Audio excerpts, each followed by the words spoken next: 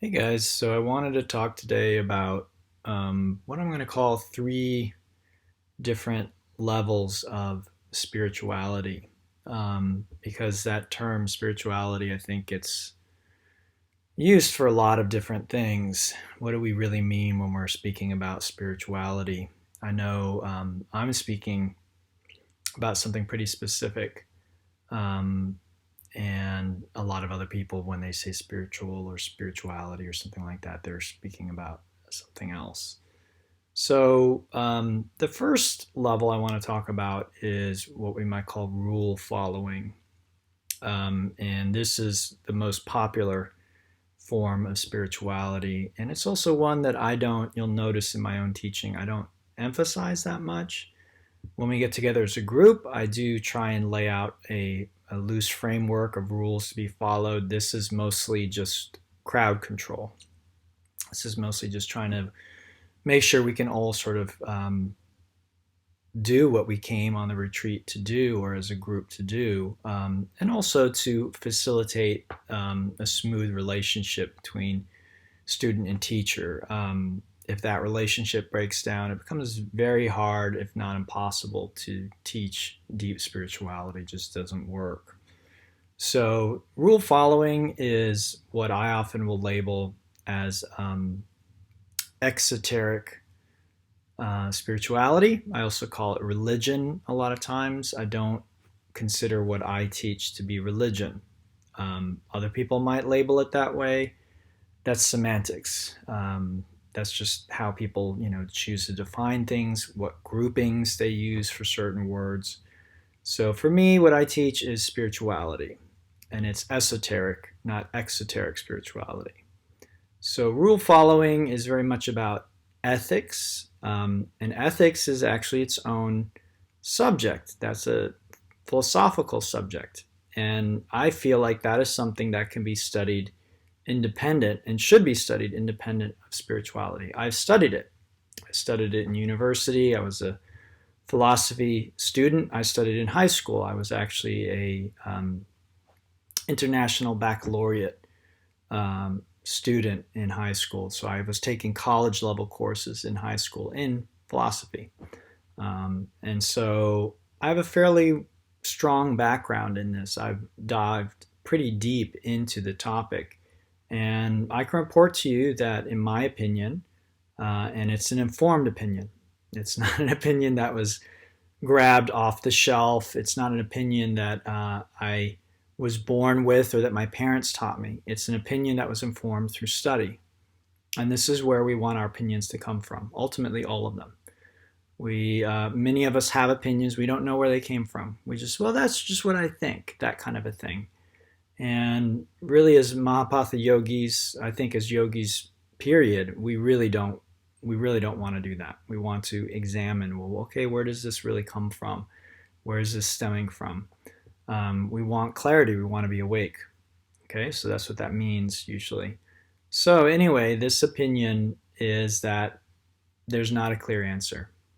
I know yoga has various ethical and moral systems that you can follow. The yamas and niyamas of Patanjali is one version, but it's one version. Okay, if you go into the yoga tradition, if you dig a little deeper, most people don't, then you find there are other versions of the yamas and niyamas. Okay, we have the Christian, the Bible, Ten Commandments for Judaism and Christianity. I believe the Islamic faith also has its own set of do's and don'ts. It's found all over. And what do they all have in common? They're not the same. I've heard people, friends of mine who are religious, try and say, oh, well, every tradition has more or less the same rules. No, they don't. They really don't. You can try and make that argument, but in my opinion, it's a fairly weak argument. If you look at there's certain things that cross over, but as you may have heard me speak about in class before, even something like do not steal can get very dicey very, very quickly. For instance, I can define do not steal as do not take anything that isn't freely given. And so if I invite a friend out and they say no, that was no. But then if I say, oh, come on, you always say no. Why can't we go out? Why can't we have fun? I start to use guilt or shame to motivate people, which we do as human beings all the time, don't we? If we really pay attention, we'll often find that we're trying to emotionally manipulate often the ones that we love the most, the ones that are closest to us, with guilt and shame. And so that's not freely given, and that's stealing. Okay, for the way that I look at it, that's a type of stealing. So stealing, is it stealing things, or is it, stealing time from someone, or manipulating someone to do something that they wouldn't otherwise do? So again, these things I think are much less clear than we think.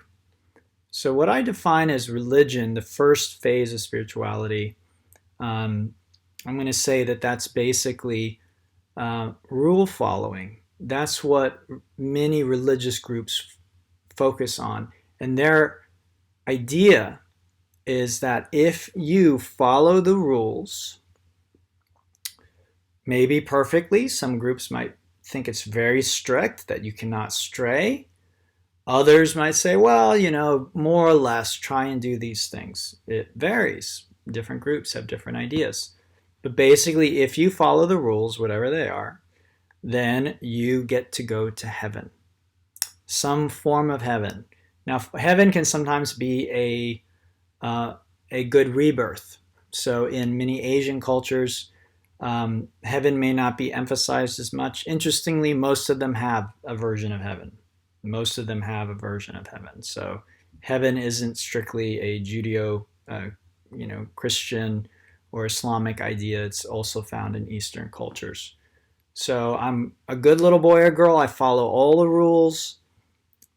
When I'm dead, not when I'm alive.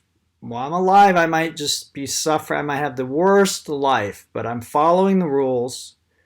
When I'm dead, after I'm gone, I get rewarded by going to heaven, or maybe not going to hell, whatever it is, something along those lines, or both. But notice that we haven't heard from anyone in heaven. Some people might say that they've, spoken to relatives, they had near-death experiences, this, that, their thing. Okay, but we just have to take their word on it. We haven't heard from anyone in heaven. I haven't, certainly. I haven't seen any concrete evidence. And even if heaven exists and there are people in heaven and they come and visit their relatives, there isn't any guarantee that following the Christian rules is going to get me there. Maybe I'm supposed to follow the Orthodox Muslim rules, and that gets me into heaven. Maybe it's the Buddhist rules. Maybe it's the yogic rules. Okay, so I hope this makes sense, that following these rules and, is there really any guarantee that's going to get me anything? So this is the first level of, what I'm going to call spirituality, which is rule following. And for me, it really isn't spirituality. It's really ethics. And ethics generally comes with cultures. They come built into cultures. You and I have a certain set of ethics that we inherited by being Americans. Not every American shares the same ethical values, but they're probably within a range. You and I probably fall within a normal range of what would be considered, American ethical values. I'm not saying that these are the best or these are the right ones. If we go to another culture, we might find a very different set of ethical values. And ethical values are very often an outgrowth of what human beings can afford to do. So in times when times are tough, human beings can be very cruel to one another. And they consider it ethical. They consider it, well, that's okay. That's just, normal. And then as we get more affluent, as life gets easier, we tend to get more compassionate, more kind. We tend to be more forgiving, and allow more in there. When things are rough, we very often can be, again, very cruel to one another. Killing babies is considered okay. All kinds of things are considered okay. beating other people up, hitting children, all these kinds of things are acceptable. Generally, the more challenging our lives might be.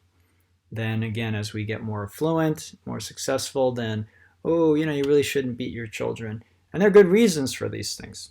Okay, but again, if we look back through history, if we look around the world even today, we're going to find a lot of variation in what is considered okay and not okay. So I make this distinction because I think it's an important one. Because in the past, very often spirituality and ethics and morals were combined together. And that makes things, in my opinion, very, very messy. It usually means real spirituality takes a backseat to ethics and morals. So this is one reason why I don't tend to emphasize this very much. If you want to study ethics or morals, then go take a philosophy course on it. You'll actually learn a lot more about it. If you plug into a religious system and you get fed, this is right and this is wrong, there usually isn't an intellectual discussion about it because it's presented as the Word of God and you don't question God. So there really isn't an examination of it. Well, is this really a good idea? Does this really make sense? Do we actually think we're being kind or compassionate here in doing this thing? And I think that's important for human beings. But that is separate from spirituality. Spirituality is really about connecting with spirit. So in the future videos, I'm going to cover the other two aspects. Okay, the what I'm going to call mystical aspect of spirituality, which is maybe closer. This is something we do explore in Mahapatha Yoga, and that I do teach. Mystical experience. Very often this is powerful in changing our perspective. And then we'll also look at resting as awareness, resting as our true nature, in or as our true nature. Okay, so I hope you find this helpful. As always, leave comments or questions for me, and I'll see you next time. Thanks.